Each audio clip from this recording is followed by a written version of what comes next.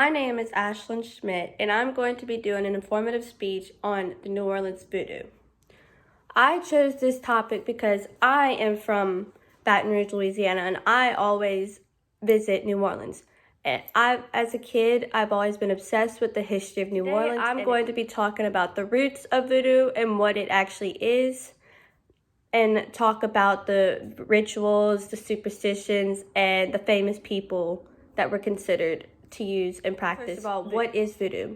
I'm pretty sure people have their own idea and perspective of what voodoo is.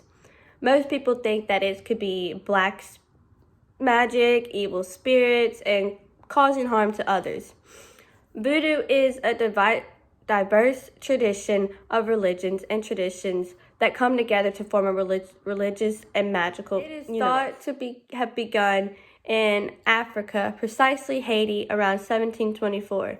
People who believe and practice voodoo can still be found in some parts of the United States today. For example, New Orleans. The slaves that were transported from Africa's western slave coast brought voodoo to New Orleans in the early 1700s.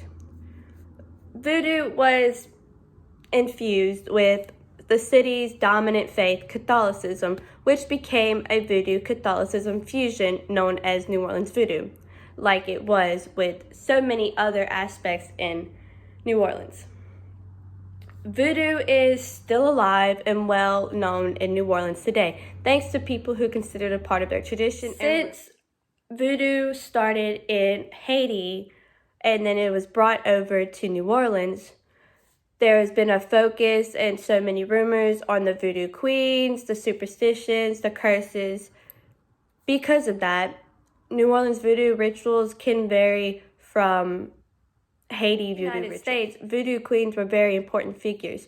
One of the most famous voodoo queens is Marie Laveau, who was very popular. She was considered a voodoo queen because of her special abilities and the ability to execute exorcisms. Because she was so famous and popular, people used to knock on her door at all hours when she was still alive and she was living on St. Anne's Street. People were seeking for legal counsel, food, or advice about a straying partner, etc. After the death of her first husband, Jacques Paris, Laveau became known as the Widow Paris. As a person, she was considered a striking moral figure, a do-gooder, and a liberated woman. In conclusion to this speech and topic, voodoo is well known to be alive and still to be practiced.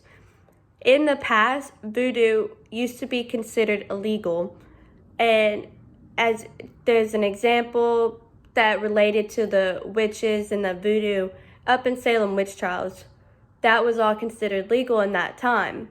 But now that it is practiced more and out in the open, it's not illegal anymore.